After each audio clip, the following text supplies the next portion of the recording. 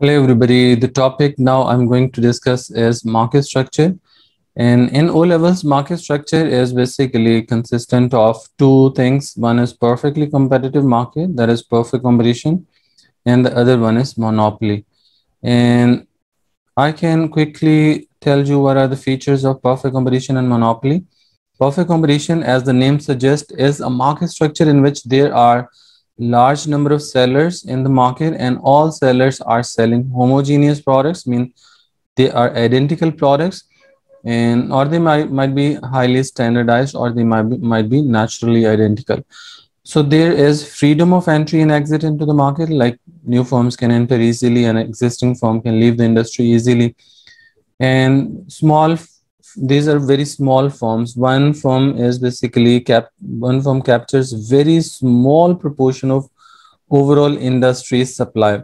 So in perfectly competitive market, a firm is not in the position to change the price in the industry because it is producing and selling only a very small proportion of total demand in the market. And these firms are definitely efficient as well. They can achieve economic efficiency. And another important thing about perfect competition is they are price takers. Price takers mean they charge the price which is set in the market through free forces of demand and supply, and all of the sellers will charge exactly same price. Right? So they are price takers. In case of monopoly firms are price makers. They can charge their own price. They can discriminate the price as well. And monopoly, as the name suggests, is the combination of two words, mono and poly, which means single firm. Mono means single and poly means firm. So monopoly is a market structure in which there is only single seller. So single firm is the overall industry. There are strong entry and exit barriers in this market structure. New firms cannot easily enter the industry. Existing firm cannot leave the industry. Existing firm will not allow other firms to enter the industry by creating entry barriers. An existing firm cannot leave the industry because of high sunk cost. Price discrimination is an again very important feature of monopoly. They charge different prices to different customers. This can be due to person, place, or use. Monopoly firm produces at very large scale. It has very large setup, so it can achieve economies of scale. That is, it can produce at lower average cost. So these are the main features of these, and differentiated products is basically another feature of monopoly firm. Differentiated mean it produces products of different nature, and in perfectly competitive market, firms are producing homogeneous products. Now coming to directly the questions, question number 10 is, what is unlikely to be the feature of a large firm in a monopoly position in a market? So what is unlikely? Generally, students basically miss this point. Unlikely mean what is not possible in monopoly. So it achieves economies of scale. This is possible for monopoly. It can achieve because it produces at large scale. It charges high prices, definitely. Monopoly being single seller can exploit consumers by charging high prices.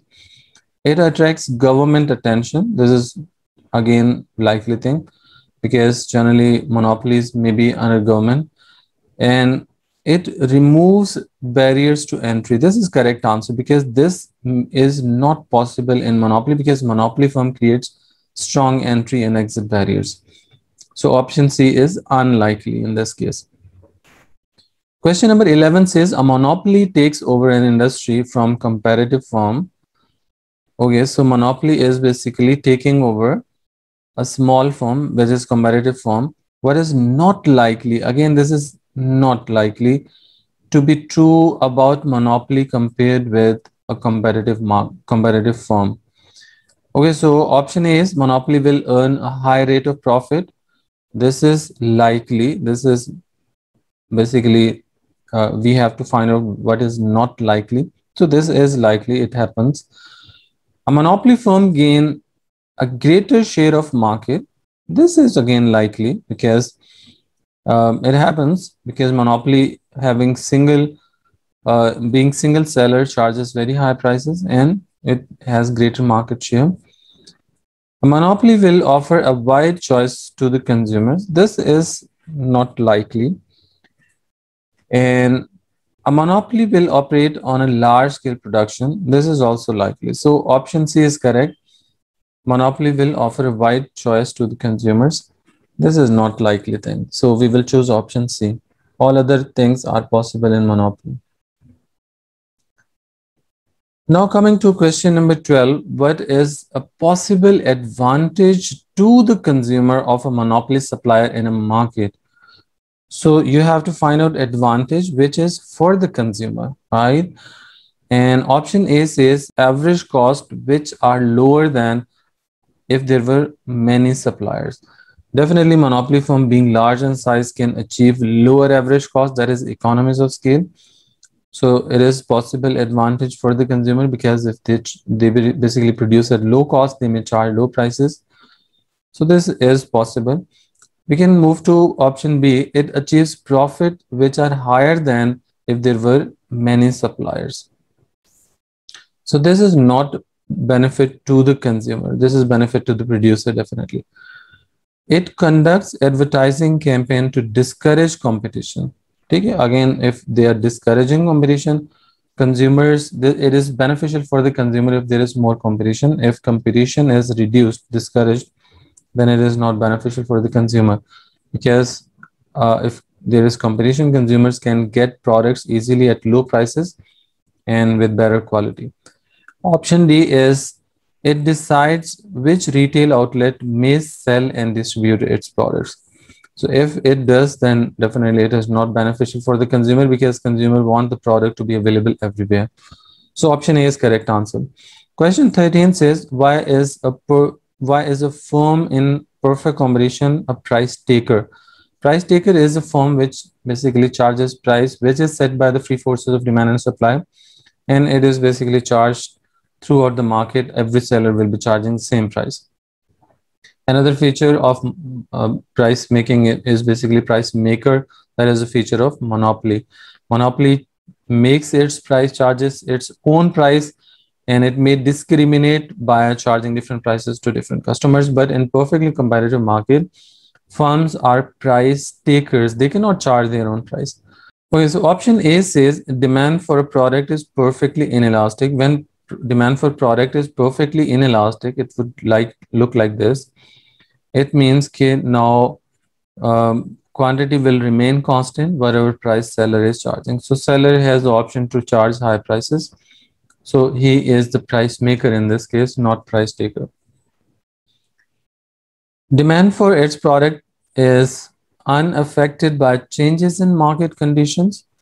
This is not correct because demand is affected by changes in market conditions, because perfect competition is based on the idea of demand and supply. So if there is changes in demand and supply, then definitely things will change.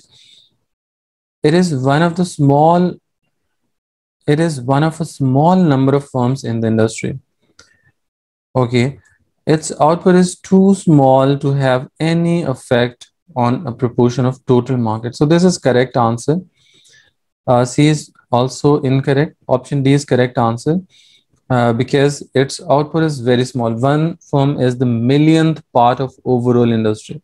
And if one firm is millionth part of overall industry, then it cannot influence market price. Rather, it will charge price, whatever price is charged by all other firms. And now moving to question number 14. In a city, both large and small shops sell clothes. Why do large and small shops exist together? Okay, so we have to basically find out the feature of existence of small as well as large firms. Generally, what happens if there are large firms, it means that they must attract all customers and there should be no existence of small firms.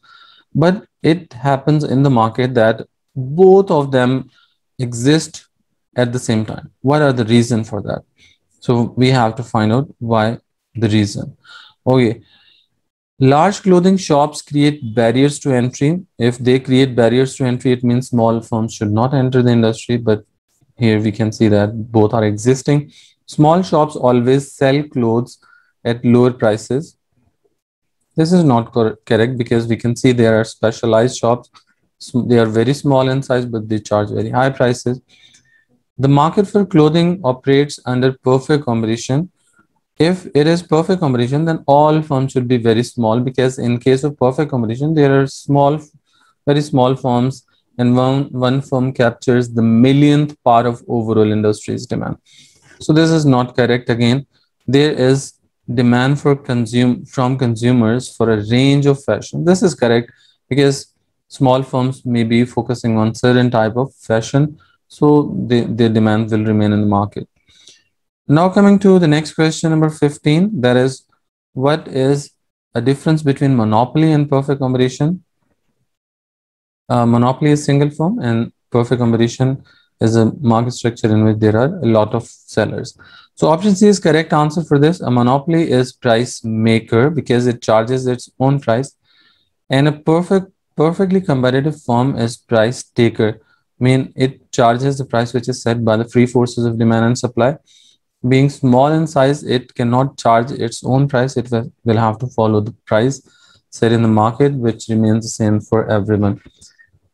So this is it for this lecture. And if you're interested to do further questions relevant to this topic, I suggest all of you to get this book, which is shown on the screen, and I will give you the link of this book in description. You can find it there.